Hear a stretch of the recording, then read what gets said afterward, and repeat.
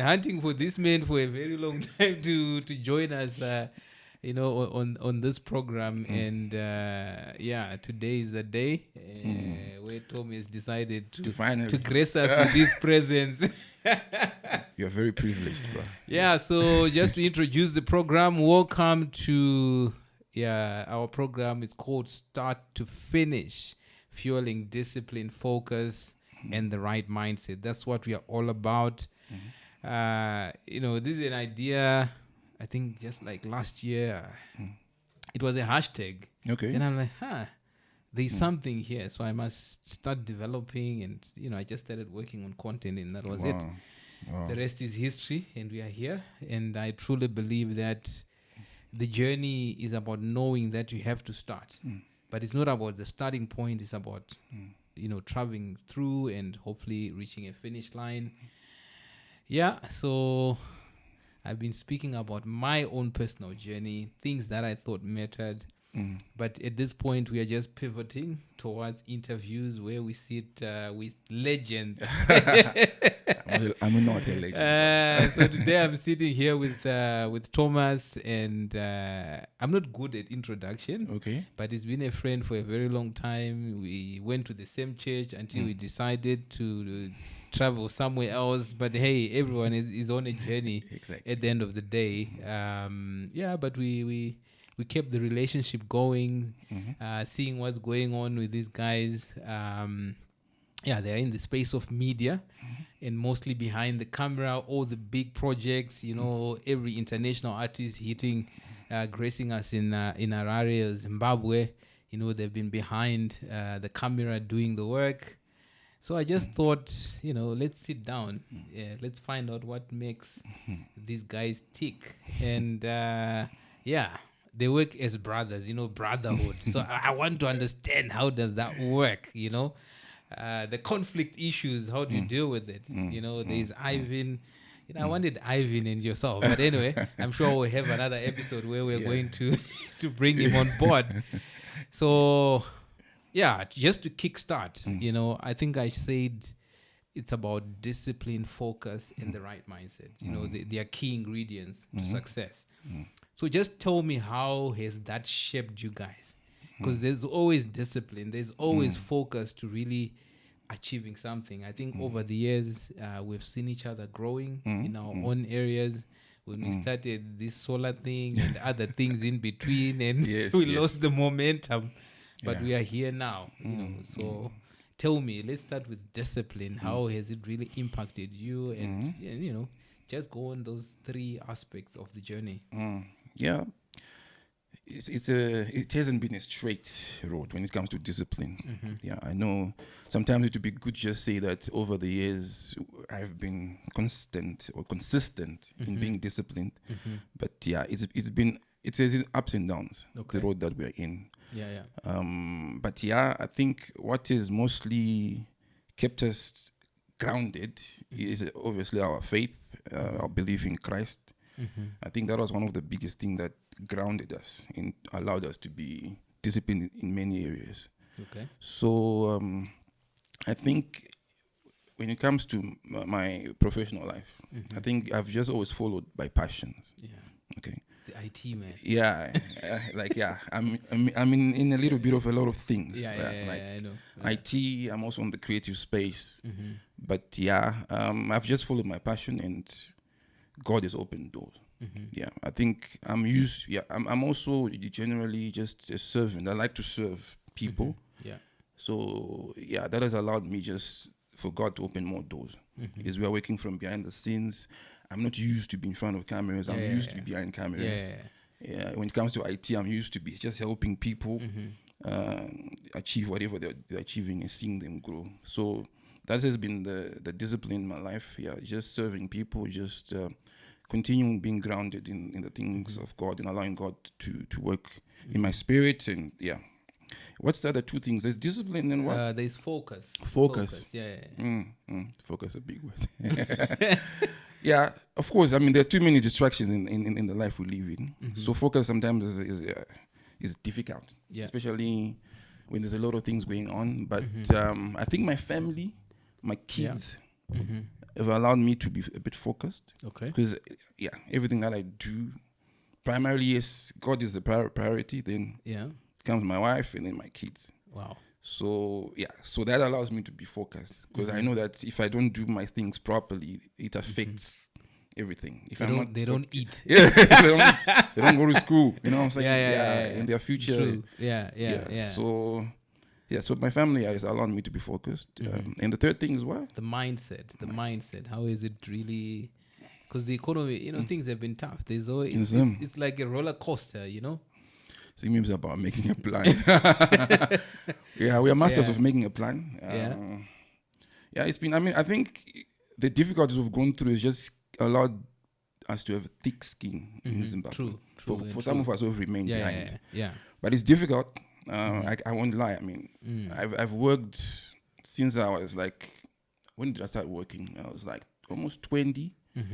And I've seen a lot of stages like where my money that I had saved, it eroded because of whatever happened to our economy. I've lost a lot of money due to the changes in our economy, the changes of currency and all those things. Even pension for my dad, I've seen his money disappeared, from the bank. So it's been a very, very tough economy or situation that God placed us in Zimbabwe. But still, we've seen His grace in provision. We continue to live. Our kids, they don't go to bed without eating. We still have a roof, that we live under. So, I think Zim has got lots of ups and downs, but it also allows us to see God's hand more. Okay. Because we then live more by faith than anything that we've done. No, definitely. So that's the mindset. Yeah. So you like you said, it's about thickening. Thick skin. Others are hitting the road. But you stick around. There are still opportunities. The question is, you just need to know where to look, and you connect with them, and the rest is histories. I think there are Bugattis around in this country. There are crazy cars, which you think you can always only find in America, but they are here. See them, Yeah. People who are quiet, they don't speak, but they're busy making progress. Yep. Anyway, tell me about you, the story behind your roots. My roots. Yeah. And how is that really shaped you as a man? Okay. Into what I am, I am today. Where you are today. Yeah, my life story is not very exciting, but it might be exciting to others. Maybe not exciting to me. Yeah. But I'm a ghetto person. I was born and raised in the ghetto. Born in Bari. In 1982. Okay. I was born on the 1st of January, so that's the only special thing about me, I think. Everyone when I see that, the 1st of January, So I was born in Bari, that's where I was raised. And I've got 2 brothers and 2 sisters. And we grew up together in Bari. That's where I got saved. Actually, my life story before I got saved, Okay,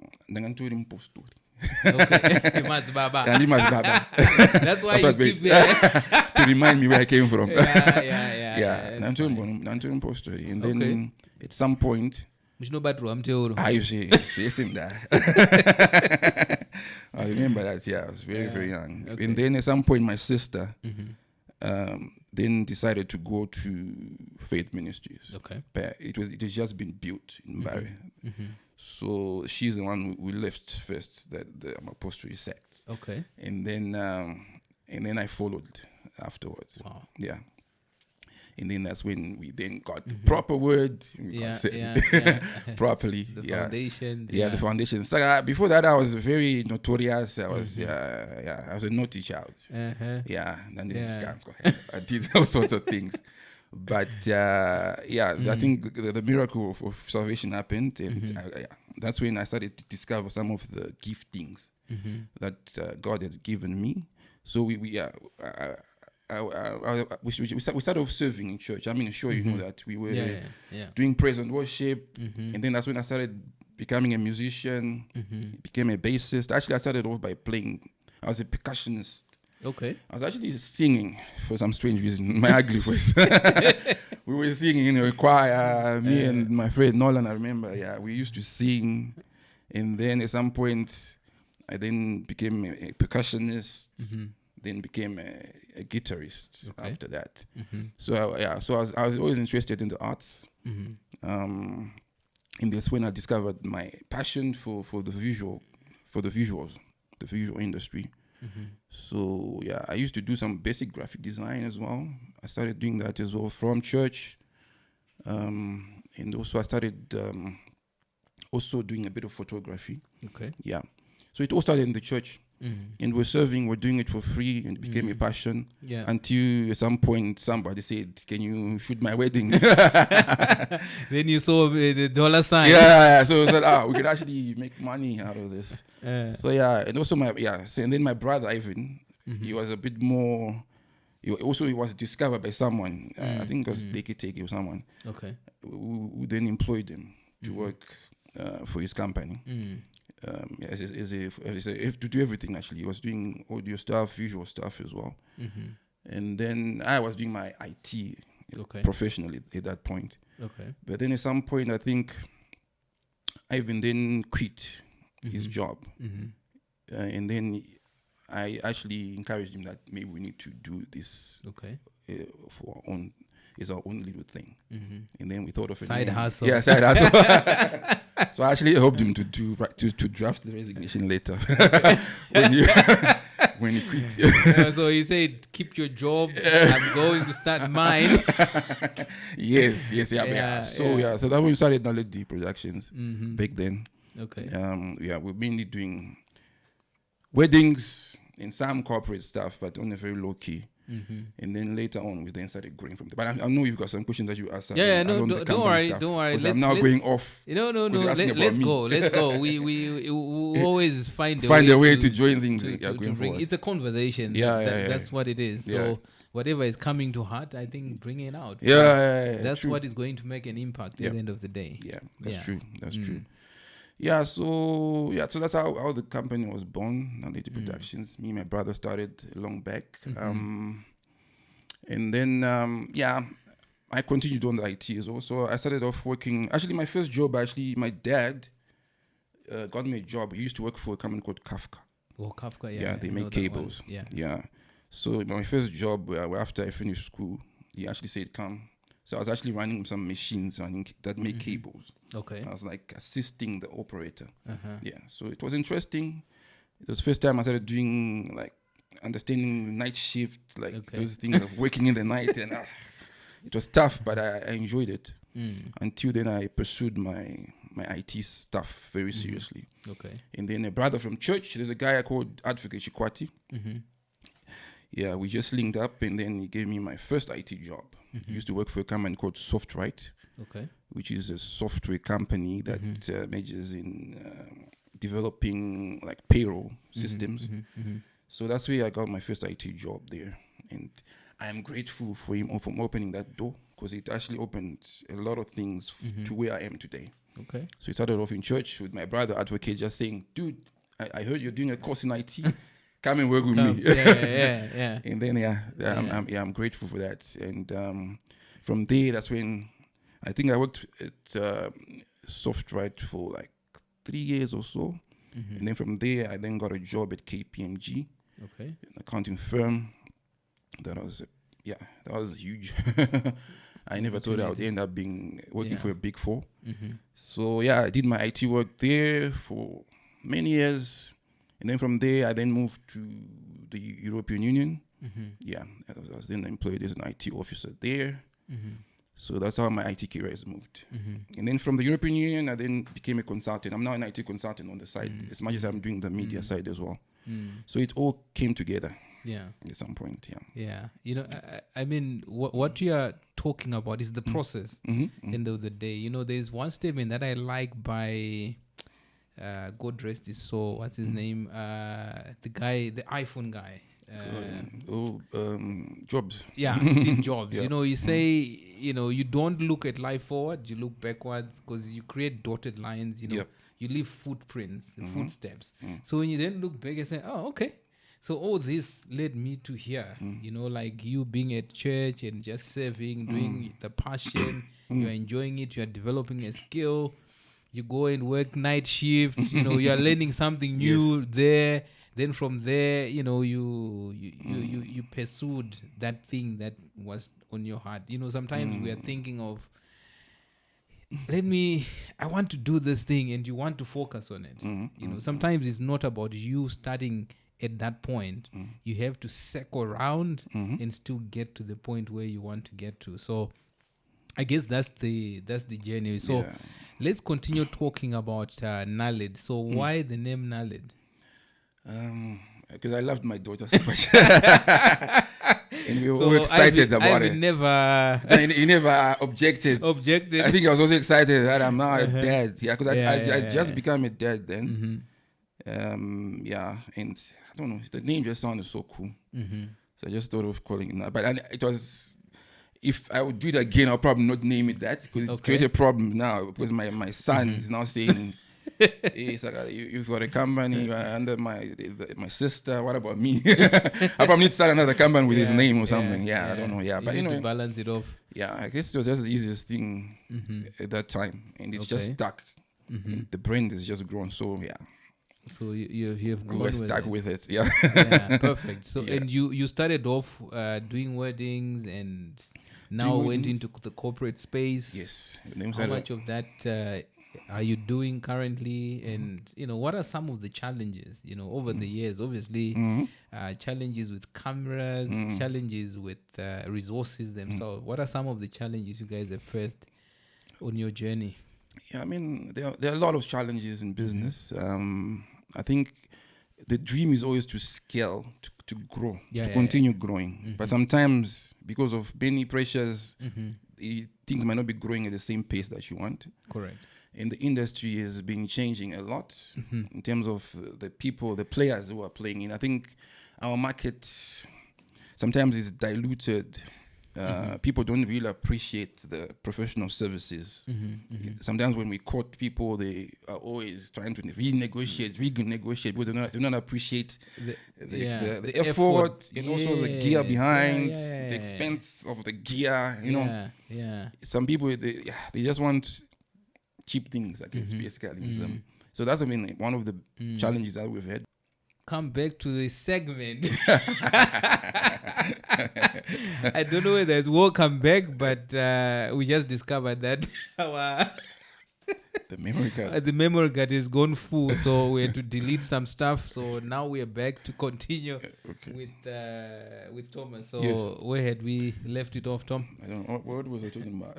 We're talking about the company, right? Yeah. We're talking about the company, the challenges. Any specific challenges, like dealing with customers, either refusing to pay for the work, or just I mean, like I say, we started off in the wedding industry. So the wedding industry is very interesting. It's a people industry. So you deal with a lot of characters, a lot of people that you meet for the first time, family dynamics, etc.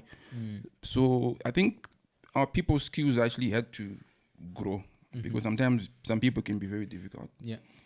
And also sometimes I think the reason why we then had to move away from the wedding industry, I think it's a lot of stress, and sometimes because the money bit is a bit, it doesn't justify the amount of time that you put into it. Because sometimes you start talking to a client a year before, sometimes even 2 years before, and you'll be exchanging emails, planning the wedding, then the wedding comes, and then after the wedding you're still talking, and then there are one more changes when you're given the product. I know I respect people in the industry. The industry grew us, and I still respect it now. But I think at some point we just had to say, this is too much, and we just had to move to other things. And and the Lord continued to open more doors. But I've had a lot of challenges business-wise. Like I'm saying, funding, the equipment that we use. Sometimes we don't always insure things, and things break. You have to replace. And sometimes the return, the predictable income is difficult, because some of the events that we do, they're not always predictable. We don't even always know when the money is coming through. We always have to be pushing our marketing, pushing our brand. It's a challenge, but yeah, we sailed through. Yeah, we sailed through. It's been good. You know, like what you mentioned about pivoting. At some point, I think you always need to pivot. You know, like the clients, we have been in the individual, like individual clients where we do solar for homes and things like that. But at some point, people are constantly negotiating. Now we've got so many substandard products that are hitting the market. And now we are in competition. You give a pricing. Someone is saying, no, but I found this going for this much.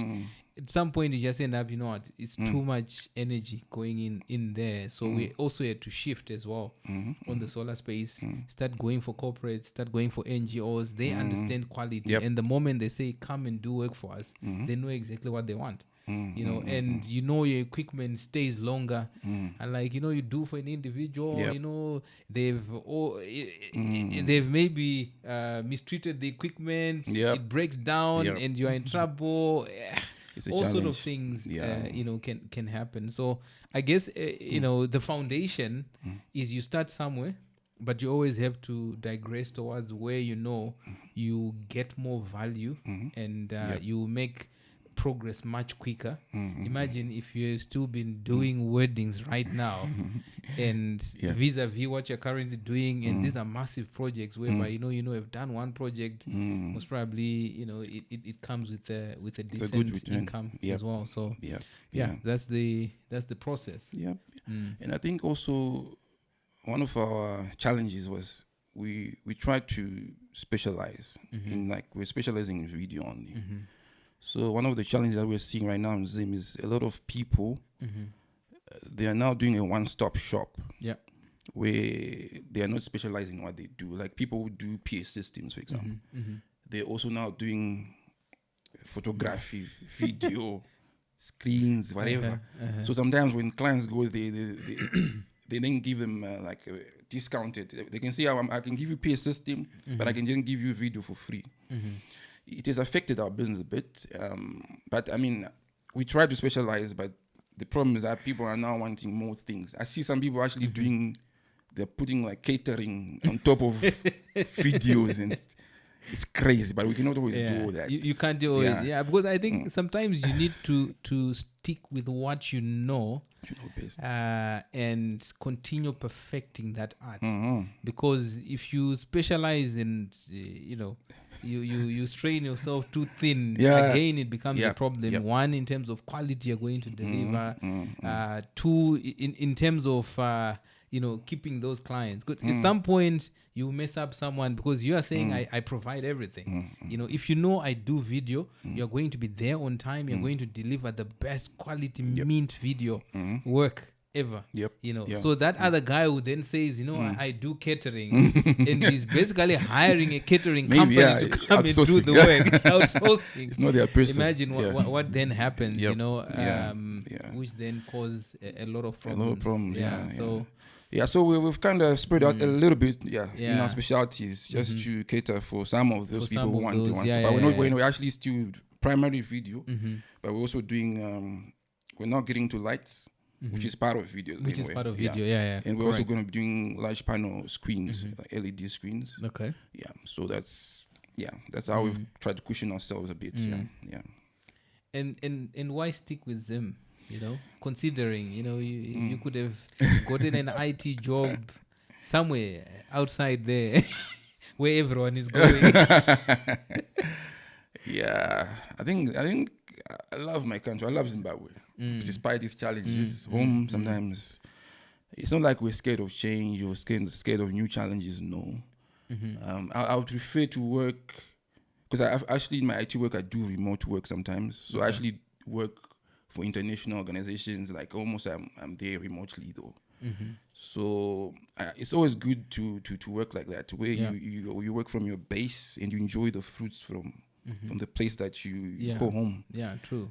So we are passionate about it. I think God placed us here for a reason, and the way that doors has opened and the way that he has continued to show us his favor, I think we are positioned. Maybe at some point when the favor is is a bit less. Maybe we start thinking about maybe we need to. It will never be less. To go there.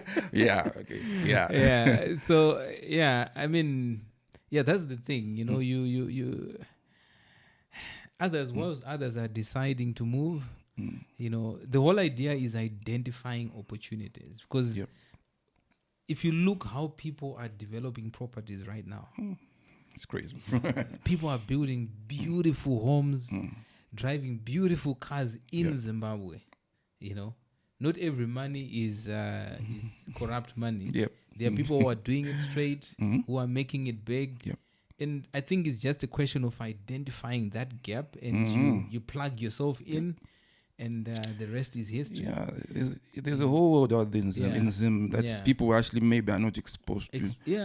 Because my wife is still in the weddings industry. She does mainly wedding stationery and signage and stuff. So she's more on the high end market. So I get to see some of these people that you don't know about them. You don't hear them. They don't make noise. But when they do their little functions, you're like, what? Who are these people? And the money that will be flowing, man. It's crazy, man. It's crazy what's happening in Zim. But maybe people just need to open their eyes and just...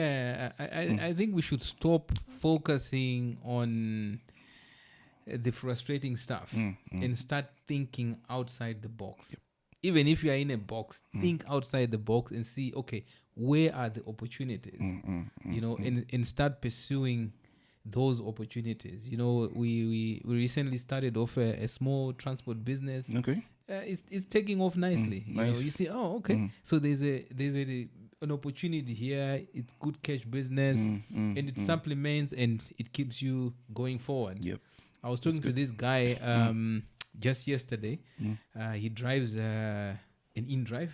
Okay. He does in-drive. He does. It's a side hustle. Literally now it's no longer a side hustle. Oh, it's not the main thing. So when he started, and the income wasn't great. Okay. At some point, he then decided, you know what? Let me just start doing a hustle. The hustle turned out to be that thing that began to change his life and improving his income, and now he's making more out of that thing. And now has bought more vehicles out of the same unit. So I guess at the end of the day, it's a question of opening eyes, because the IT space again is shifting. Applications are coming to Zim. The ones that were used to be like American stuff, they are now here. InDrive is all over the world, but it's here, and now there's Bolt and other aspects. So it's a question of identifying these opportunities, I guess, and and see how best you can infuse yourself.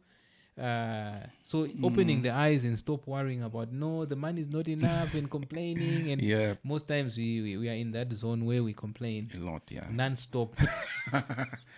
And it doesn't achieve much. It doesn't. It weighs you down at the end of the day. True. Let's talk brotherhood. Okay. And working together. It's brothers. Wow. Ivan, where are you? But anyway, we start with the big bro Tom. So tell us, how does that work for you? Obviously, it's twofold. You know, you were boys before. It's just Thomas. It's just Ivan. Now there's families involved as well. You know, how is that working out for you as Nalid, as a business? Yeah, I think I think the concept works. I know most people, especially us Africans, we say if you work with relatives, But I think the other, like the white community, we've seen that, like even the Indians as well. They do this in brothers or in sons, whatever businesses, and the things work. So I was always thinking, why should we be so difficult as black people? I think it's just a matter of knowing how to separate things. Because when it comes to business, can you be professional whilst knowing that it's your brother or it's your wife, whoever you're working with? So it's an issue of separating things, that when you're doing work, we're doing work, and we need to achieve A, B, C, D. Otherwise, if we're not achieving this, we're not being professional, the thing collapses, and then at the end of the day, our families suffer. So I think we come back to the issue of focus, being focused on the priorities of your business, on the mission statement of your business, for example. Like, we just stick to that. We need to be professional. We need to be the best when it comes to video. Also, a mission statement. Yes, our common profile. Obviously, it's our mission statements there. Some business goals that we have. So yeah, it's just focusing on that and making sure that when it comes to family issues, we are doing family stuff. So you like zone out Yeah. and really talk business. Yeah, Like, like you kind of dark. We're always fighting. Like if things are not being delivered the way that they're supposed to, we're actually fighting with for something that happened in December, a project that we had that the way we wanted. Yeah, so yeah, we take each other to task and then we polish each other. So yeah, it's been a great dynamic, and I think also our father maybe instilled something in us to solve things quickly, not to make things go overnight. If you're fighting, you finish the issue and then you settle. He was a man of peace, so we like to keep the peace in as much as we'll be fighting and whatever. So yeah, it's been a great dynamic. Yeah, and which brings me to him. Okay. Losing your father. You know? I mean, how did that impact you, and how has it shaped you? And obviously you being the elder brother, and the guys following. Yeah, it was difficult. Obviously, losing a dad is like a part of you also dies or something. Yeah, because I loved him a lot. Yeah, he was a man of peace, like I said. Yeah, he was. Yeah, I've known him at Mbare. Yeah. They're very humble, always ever smiling. Yes. I think he gave you guys a gift because I've been, he's just like always laughing and even if you, I think both of you, you don't get angry and you take it to bed. You like. Yeah, okay, when you look at someone, okay, this guy is not happy with something, but you find a way of, which is usually quite difficult. That's why I think even most family businesses, it makes it very difficult for brothers to stay together. Yep. Either two would decide to go at it alone, the other one will say, I'm going out. I remember there's a guy, there's this family, 3 brothers again, they started off very well, the business is blossoming, it's happening. At some point, this guy is out, what happened? But it comes back to, I guess, giving each other grace through it all. And for me, just I never really interact with your father so much, but just from afar you can always see, and I would greet him, how are you, Dad? He's always smiling, he's always have his composure, and he was a humble man, because I'm glad that by the time he passed on, he was now a proper church person. And it all was a result of that first move that my sister did many years back, going to faith ministries, and then we followed. And I think he was also following our life and the progress that we're making. Wow. And that also encouraged him that maybe who's this God that these guys are always excited about? I want to know about this God. And he ended up being in the church as well. And I'm happy that by the time he passed on, he was Christu. I think already I was going to ask you who throughout your life who impacted you the most. I think your dad was one of them. Who else definitely gave you like that that push growing in the right church direction? There's a lot of mentors, like I mentioned Advocate already. He really was of great impact. There were other guys, Patrick Maswaya, other pastors, Pastor Mutonono, back in the days, even Gwizonkan himself, Shingamieza, those guys made a lot of impact for us, especially when we were still the youth and stuff. And they exposed us to a world we didn't know. I remember people like Ana Shingi, for my bride, whatever, and we start seeing these big houses like you can achieve these things. And Vincent, I know those guys. It was great exposure, man. I'm grateful for the move that God started in Bari that exposed us to a lot of things. A lot, So a lot of people, made an impact to my life, depending on which area.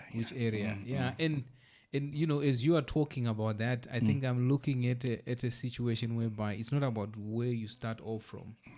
Do you know the mumuna anobva kumusha pasi penyika hakuna magetsi, no zese, no electricity, nothing, and they make it big. you know, and the one who is living a good life, Yeah. they are not going anywhere. Their life seems to be stagnant. So I think it's not about where you start off from, but if you have enough energy and desire and you commit and you account and you start working, you know, it becomes achievable. Yeah, anything can be. Anything the is sky possible. is the limit. Very true. Let's talk about marriage. I think in family, you touched on it a bit. Yeah. You said God up there, wife, and then kids. Yeah. Yes. Others maybe do God, kids. Yeah. You know, there's always that. my teachings say otherwise. Actually, there's an example that was given by someone that if you're in a boat and it starts sinking, and you've got only one life jacket, and your wife is sinking and your kids are sinking, and you can only save one, who would you save? That's a tough one, yeah. And the guy was saying, if you don't save your wife, you got a problem. Okay, so you leave your kids to drown. Yes. And experience the heartbreak. Yeah, right. But again, if the wife drowned, your wife is supposed to be, that's your rib, that's you, that's your other you. And I think that's the priority. What about the kids? Well, they come afterwards. That's okay. I think that's the godly order, according to my teachings. That could become an argument. Yeah, exactly. I mean, we can argue all day. Yeah, but we can argue all day. But yeah. Okay. Marriage. Perfect. So, I mean, how are you influencing your kids, and are you setting them up for success or failure? Yes, I would want to set them up for success, obviously, like any parent. But it's been difficult, I won't lie, because I think parenthood is a learning journey, an everyday learning journey.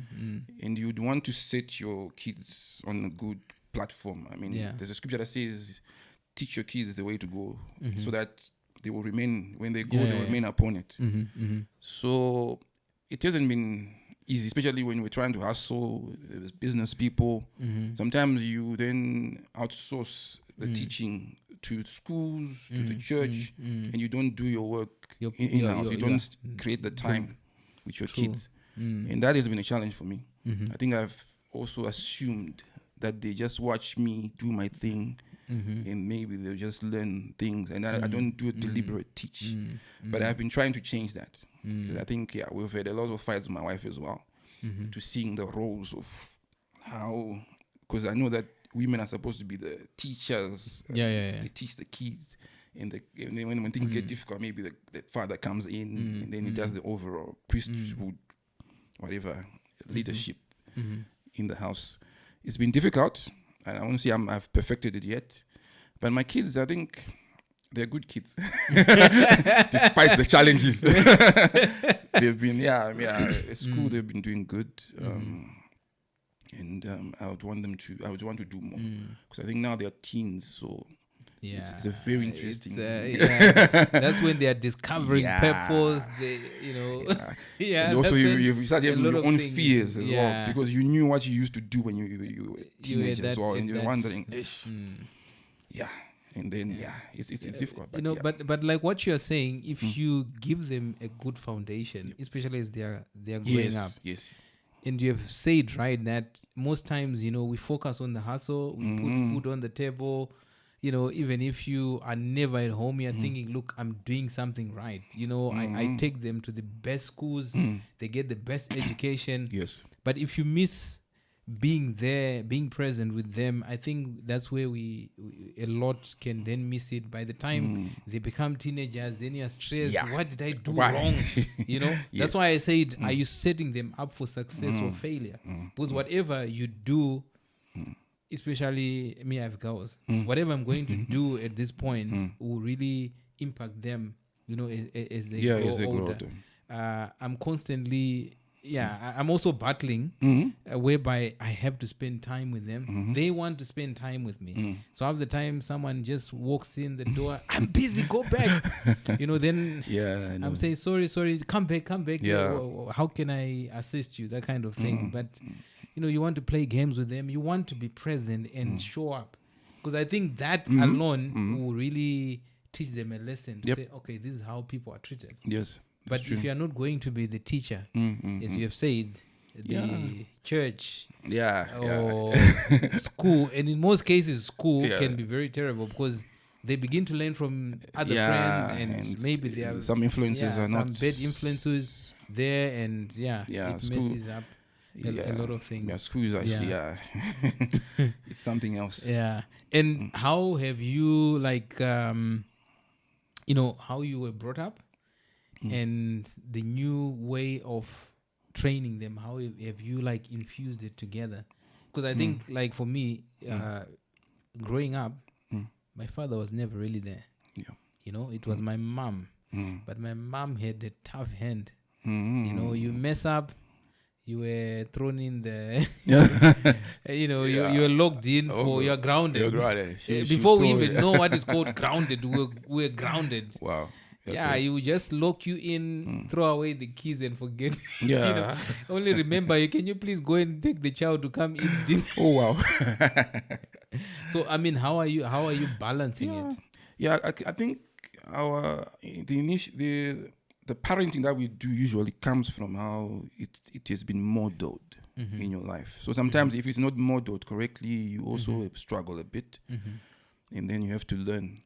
Because I know sometimes we try to do things. Maybe if we've seen the mistakes that our parents did, we try in as much as we can not to do those things. Okay. But sometimes in doing that, we might end up actually being the same. Because I know that my parents, my dad is a bit laid back. He's like an introvert, so he wasn't really when it comes to hard talk. We didn't really talk that much, even though we loved each other. We knew he loved me or whatever. But he was laid back. So, and I think it has come to the way I'm parenting now. It has actually kind of been like that as well. That I'm not that confrontational with my kids. I'm a bit, if there's a problem, I just want to deal with it today. I don't want to get deeper into some issues. So it's something that I'm learning. I think my wife pointed out as well that I need to express myself more when it comes to my kids with the things that they go through, whatever challenges that they're having. I need to learn to communicate with them properly because I'm a bit of a laid back person. So so far I think I'm improving. I think my wife would testify. For me now is that I think years later, me and my dad, we can sit down and we can talk. Oh, really? Yeah, we can. They now stay in the rural areas. Their choice. But whenever we go there, we sit down, we talk, and and we try as much as we can to catch up. In a conversation, but it's always very, very difficult. But I'm also trying to do that with my kids because I think our mom played a very, very key role. Okay. And she would beat us whenever it was necessary. She would chastise us. So that I think stuck now with me. To say, look, I need to give that direction. To my kids. I'm the loudest apparently. Oh really? Of course you are. I'm the loudest, but anyway. So what's the cherry on top? You said if they are drowning, you will save your wife. Yeah. What's the cherry on top? What makes you guys work? And how many years? It's been 15 years now. Wow. Yeah. And going strong. Going strong, going strong. Perfect. Yeah, it obviously it hasn't been a straight line, straight road. It's been ups and downs. It's never a straight road. Yeah. Marriage is difficult. A lot of work. Yeah. A lot of work. As much as it can be beautiful and great, it's a lot of work. Yeah. So I think there's been a lot of forgiving, a lot of compromise. because these are two people coming from two different backgrounds, trying to make something, make a family. Yeah. So there's a lot of conflict from different areas, from in-laws issues, financial issues. Like, women are really from Mars, they're from another planet. So that's our problem. It's a lifelong lesson for understanding a woman properly. But yeah, it's been a lot of forgiving. I think being Christians has also helped a lot, because Christ being the third string, it makes us stronger. And yeah, it then grounds us when things are not making sense, or when arguments getting heated up. There's always a foundation, a basis that we then say, okay, what do Jesus do? What does the Bible say? If we say we believe in this, then so that has helped. Okay. Yeah. Perfect. Let's keep at it. Yeah, like what you said, it's work. Every single day you have to work at it. Some days are good. Some days, terrible. Yeah. But with time, as you begin to really know each other, I think the early stages are always the difficult ones. And it depends. Early stages. Yeah, I mean, like in terms of the love, the goosebumps, and you start off with that. You don't even have to make a decision to feel those things. But there's a point that you then have to decide to love this person unconditionally, and it becomes so much of a deeper love that then grows into something more like that's different from how you started. And also I think you develop a level of tolerance that just allows you to say, okay, fine, I think I need to choose my battle here. Not every battle is worth fighting or worth going for loggerheads on. You just have to choose them and say, okay, fine, I think this one is worth it. Maybe 10 of them are not. So let's not worry about those ones. Losing the small battles to win the war. So you have to be strategic. But I mean, it's a beautiful thing at the same time, as long as that balance is there. That's how I look at it. Let's talk about faith. How does that, how has it shaped you? I think we have spoken about it. Here and there. I mean, here and there. My faith is very important to me. I'm very passionate about my beliefs. Sometimes too passionate that I started fighting with people online when they're saying nonsense. You know our fights. I've fought with a lot of people, including some pastors, etc. It happens because of the passion. I'm very passionate. Passion of Christ. Yeah, exactly. I'm passionate about the truth. Passionate about proper belief, the Bible, what it tries to communicate to us. I try to really understand. So my faith is very important. So I'm very, very big on that. And I think, it's my kids they also pick from that as well. Like my daughter, she's like from Form 1, Form 4, she was getting A's in the biblical studies. She was getting awards and stuff. And I think it's something that I just grew up, instilled in her, which is I'm grateful for. Okay. Yeah, perfect. And through it all, what is the definition of success for you? Like, is it money? Everyone, when they talk of success, rags to riches, I was so poor, then now, I'm living this grand life. And I mean, for me, how success, do you define it? Obviously, it's just to start on spiritual. You have to be spiritually successful, and for you to be spiritually successful, I think you have to understand, because I think God has a plan and a will, a specific one for each and every individual, and the more you discover that, I think that's the more successful you'll be in whatever you do. It's about discovering God's will for you, specifically for you. And walking in that will and sticking to that. And sometimes his will